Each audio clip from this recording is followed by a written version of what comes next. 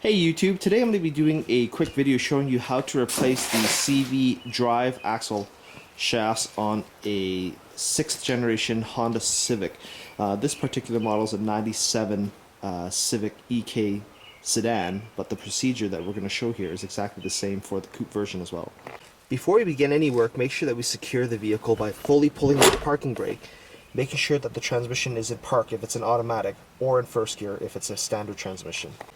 Since we currently don't have access to an impact gun, we're going to have to use all hand tools to do this job.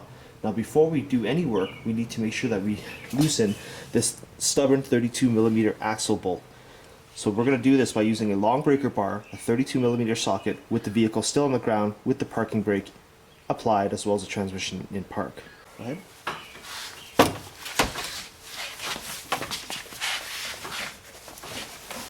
Locate the vehicle's front central jacking point located directly behind the center of the front rad support. You can see that there's this little bump right here, and that's where you're going to place your hydraulic jack.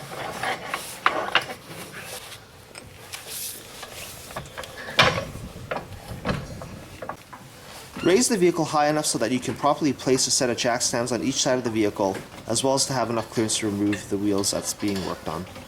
Place the jack stand against the jack point support tongue that's directly behind the front mud flaps on this vehicle, located right here. Repeat the same for the opposite side. Using a 19mm socket, remove the 4 lug nuts securing the wheel.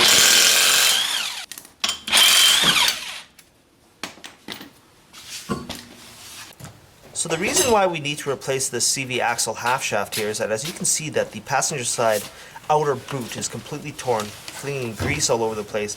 And eventually water and sand will get inside and wear out the bearing races as well as the actual balls that make up the CV axle. So the technique employed here to remove the CV axle is a little bit different than how most videos are done on YouTube. So I'm actually going to remove this entire steering knuckle assembly to get this axle out from the top versus the bottom, which is where most people would do it. But before we need to do so, we need to make sure that we disconnect several key components here so as not to damage them. But beforehand, we're going to spray some penetrating oil here on the upper ball joint. We're going to spray the two 10mm bolts here securing the ABS sensor cable. We're also going to spray a little bit of penetrating oil onto the brake line retainer. We're also going to spray some penetrating lube in behind here at the top of this shock fork on both sides, nut side as well as the bolt side, as well as spraying the very bottom 17mm fork pass-through bolt for the lower control arm.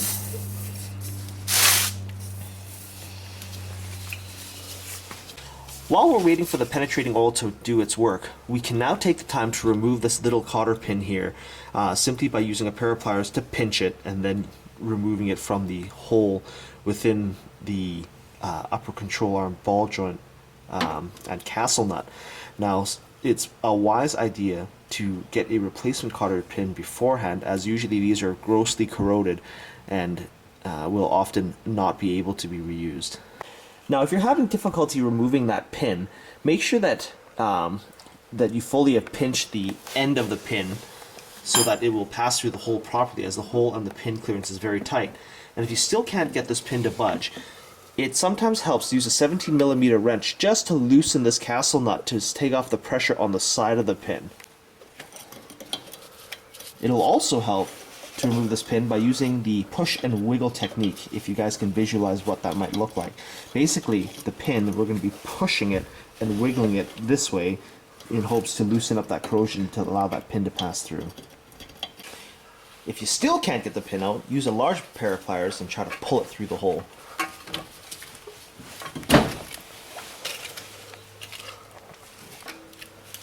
And successfully remove the pin.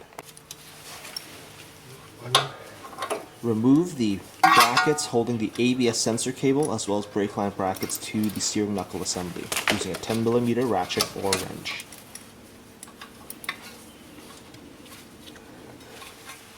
There should be a total of 4 10mm bolts that you'll be removing.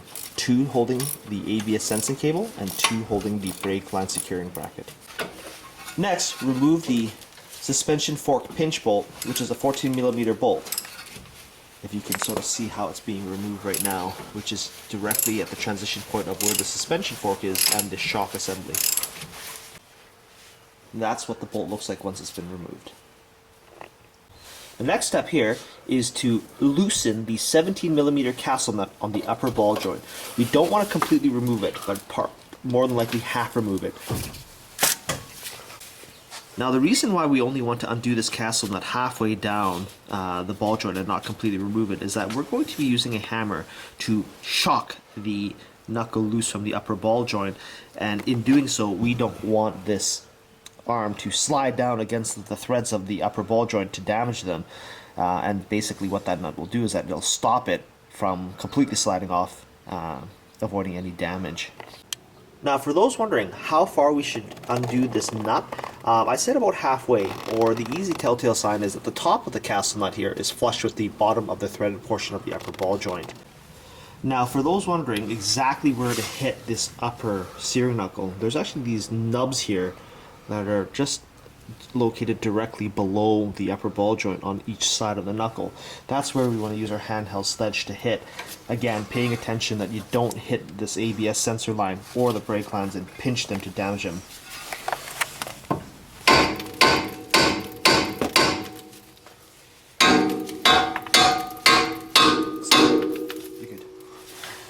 You can tell that the upper ball joint has released itself once you see that the gap between the upper knuckle and the nut has closed, and you can see that it's actually popped out. Now, it didn't take much effort, but on older, higher mileage vehicles or those with lots of corrosion, this can take quite some time, and it does occasionally help when you put some penetrating oil into that joint. Using your 17mm wrench, completely undo the castle nut slowly, making sure that you use your other hand to capture that nut as it may potentially pop off and vanish in your workspace. Got the tuner.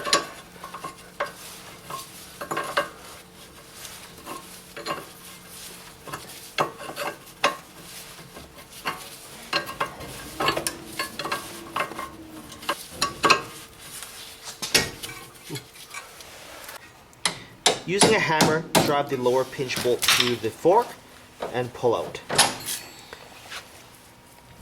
Next, we're going to go ahead and remove the lower fork pass-through bolt by using a 17mm wrench to either hold the nut end or the bolt end, and then using our 17mm socket impact gun to remove it.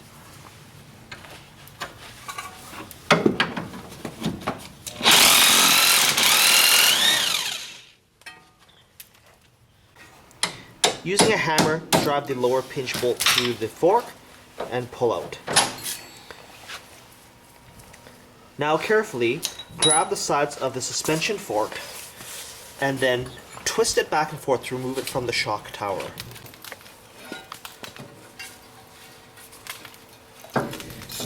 Pay careful attention to the orientation of the fork while you're removing it. You can't really install this fork the wrong way, as on the top side where the shock tower goes into is where the pinch bolt would pass through on a cutout on the shock assembly. Next, we're going to place the keys into the ignition to unlock the steering wheel so that we can manipulate the front end a little bit easier without the steering wheel locking the suspension or the steering system in place. Spray some penetrating lube into the center shaft of the axle assembly.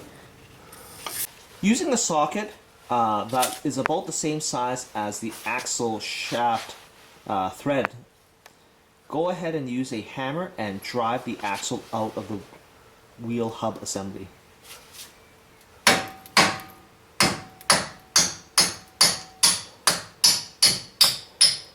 So since we're working on the passenger side wheel here, we're going to go ahead and turn the steering knuckle all the way to the far right as we can humanly get it to manipulate the axle out from behind the wheel hub assembly. This is what the assembly looks like from the opposing view. To get this completely out, we're just going to use a longer extension or a deep socket and extension and continue driving this axle out of the wheel hub.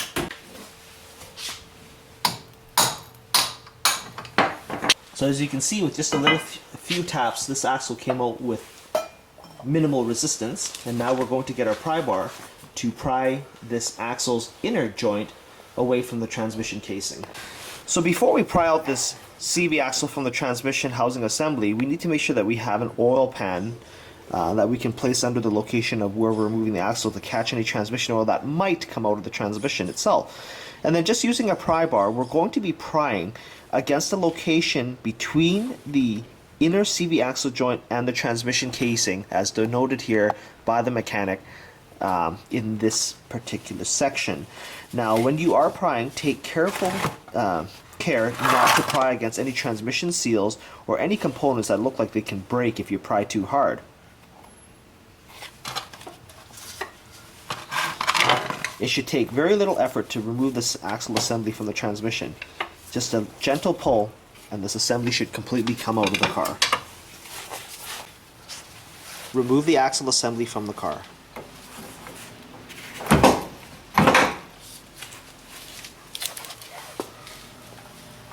This is what the transmission housing and differential assembly look like once the axle has been removed. Unbox your new axle and lay it side by side to the old axle to make sure that the look and length is the same. I can't tell you how many times I've actually purchased remanufactured axles and found out that the length is slight, or actually not slightly off, but dramatically off. The other key thing to look for here is to make sure that the splines on the axle shafts are not damaged, because it won't go into the transmission or the wheel hub assembly if any of the splines are nicked or have burrs or some bad corrosion on poorly remanufactured axles. Do the same for the opposing side, making sure that the axle securing nut threads are also not damaged. Prior to reinstalling the axle, make sure you use a paper towel or a rag to wipe away all the excess grease from the old axle. Prior to reinstalling this axle into the transmission assembly, we're going to make sure that this axle end piece here is nice and clean, and we're also going to lubricate it with a thin coat of automatic transmission fluid.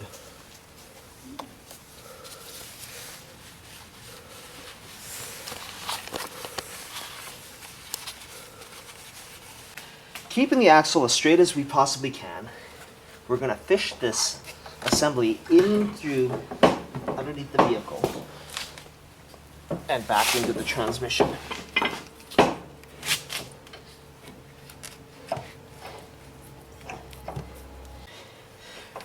Now, with the axle still being straight as possible, we're going to give it a couple of twists left and right to make sure that the splines on the inner shaft are gripping the differential gear. And then with a firm push, we can seat the transmission and you'll hear a solid click. And that's how you seat the CV axle into a transmission housing. Next, we're going to go ahead and bend this spline assembly, or this outer joint, back into the hub assembly. Now that we've seated the axle, this is what it looks like once we've managed to very carefully manipulate the outer joint back into the back portion of the wheel hub assembly. So now what we can do is go ahead and reattach the upper ball joint, but in doing so, at the same time, we're going to be pushing this axle shaft through the hub to get everything lined up. Now, one key service tip, guys, is that we want to make sure that the CV boots on the outer joint as well as the inner joint don't have any weird folds or creases, which would be a telltale sign that the races and bearing assemblies have come apart inside the axle. In this case, everything is looking good, so we can go ahead and put everything back together. Once the axle is passed through the hub, loosely reinstall the new axle nut that came with the axle.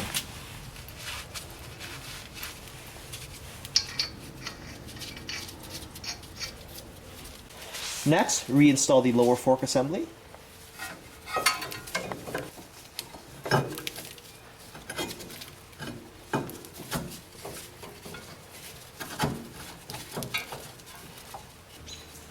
Reinstall the lower control arm suspension fork pass-through bolt, using a hammer to gently tap it back through. If it doesn't want to go through, guys, you can give the entire assembly a good wiggle up and down to make that bolt pass through. Tighten the lower fork pinch bolt.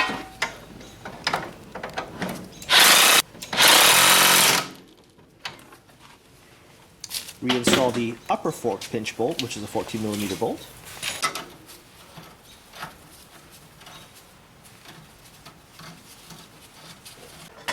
Next, reinstall the upper ball joint castle nut. But to make your life a little bit easier, we're going to use another jack and jack directly underneath the lower swing arm to raise this hub assembly up a little bit to make the reinstallation easier.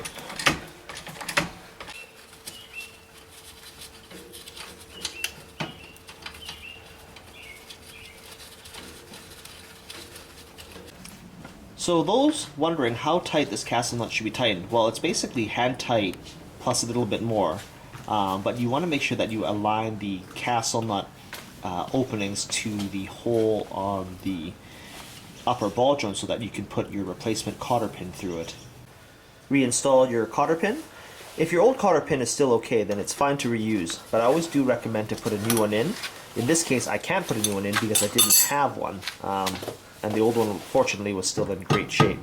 So don't forget to bend the end tabs on the cotter pin to prevent it from backing out.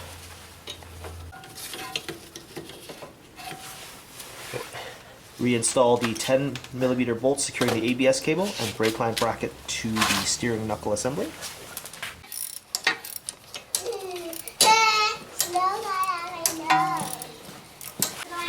Tighten the axle nut.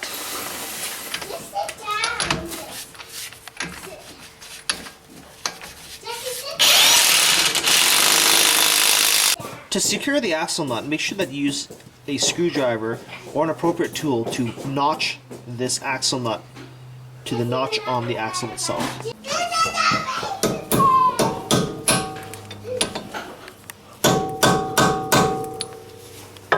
Reinstall your wheel.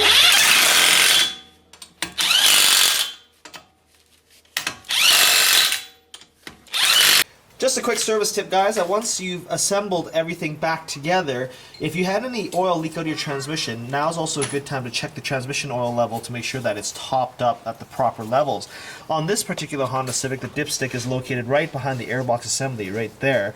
And if you have a manual transmission, unfortunately, you're going to have to open up the fill plug, which I can't demo in this video. Well, guys, I hope you found this video useful and informative. Rate, comment, and subscribe.